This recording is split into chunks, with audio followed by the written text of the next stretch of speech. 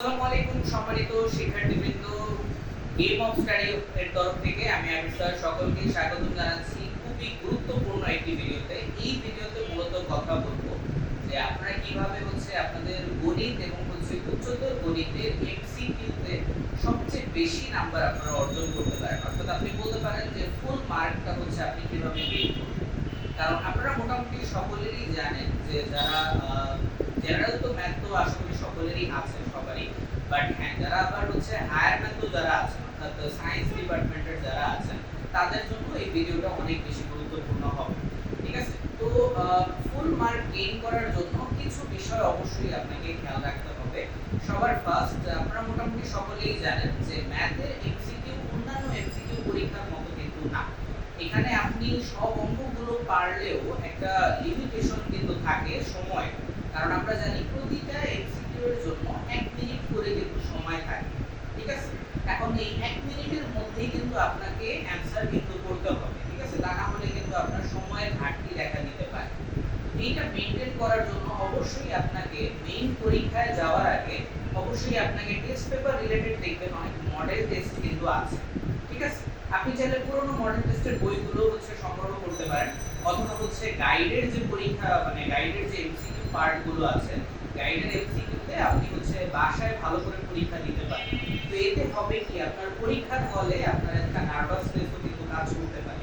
ঠিক আছে, তো এটা আশা করি অনেক একটা ভালো প্র্যাকটিস হয়ে যাবে আপনার জন্য যে পরীক্ষার আগের রাতে। ঠিক আছে, তো পরীক্ষার আগে আপনি যদি প্র্যাকটিস করতে পারেন তাহলে এটা সময় মতো আপনি পরীক্ষার 30 মিনিটের আগেই দেখা যাবে আপনার পরীক্ষাটা শেষ হতে পারে। আরেকটা যে বিষয়টা আমার কাছে গুরুত্বপূর্ণ লেগেছে যে আমরা অধিকাংশই দেখা যায় অনেক স্টুডেন্ট এরকম আছে যে এমসিকিউ পার্টের এরকম থাকলে দেখা যায় যে কোনো প্রশ্ন যদি আমরা না পারি তখন সেটাই মিলাইতে যে দেখা যায় অনেক সময় কিন্তু আমরা নষ্ট করি। এই কাজটা মোটেও করা যাবে না। সর্বপ্রথম আমরা দেখব যে গণিতে কোনো থিওরিটিক্যাল প্রশ্ন আছে কি। অনেক সময় এক কথায় উত্তর থাকে, এগুলো সবার ফার্স্টে দেওয়ার চেষ্টা করব। পরে আমরা আনুমানিক মাঝারি যে ম্যাথগুলো আছে অর্থাৎ বেশি সময় যেগুলো লাগবে না সেগুলো করার ট্রাই করব, আর পরিমিতি রিলেটেড যে অঙ্কগুলো আছে সেগুলো চেষ্টা করবেন সবার লাস্টে দেওয়া। ঠিক আছে, আর যদি কমন করে তাহলে তো দিবেন। এভাবে যদি আপনি টাইমটা ইউটিলাইজ করতে পারেন তাহলে আশা করা যায় যে আপনি সময়ের মধ্যেই আপনি সবগুলো এমসিকিউ ঠিকঠাক ভাবে করে দিয়ে আসতে পারবেন। ঠিক আছে, কারণ এখানে আপনি যদি প্র্যাকটিস না করে যান তাহলে কিন্তু আপনি 30 মিনিটের মধ্যেই কিন্তু সবগুলো এমসিকিউ ভালো করে দিতে পারবেন।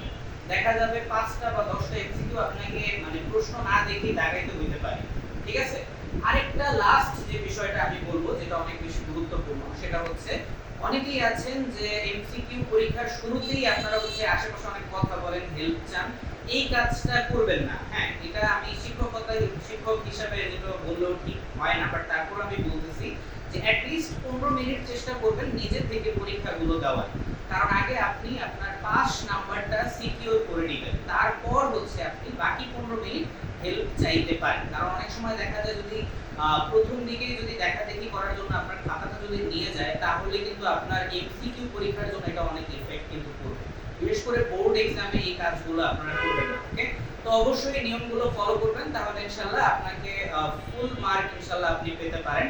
আর ফুল মার্ক না পেলেও আশা করা যায় 30 এর মধ্যে 25 মার্ক বা 25 এর পরীক্ষা যদি থাকে আশা করা যায় 20 নম্বরের আশেপাশে যদি থাকেন তাহলে আপনার খুব ইজি হয়ে যাবে এ প্লাস পাওয়াটা।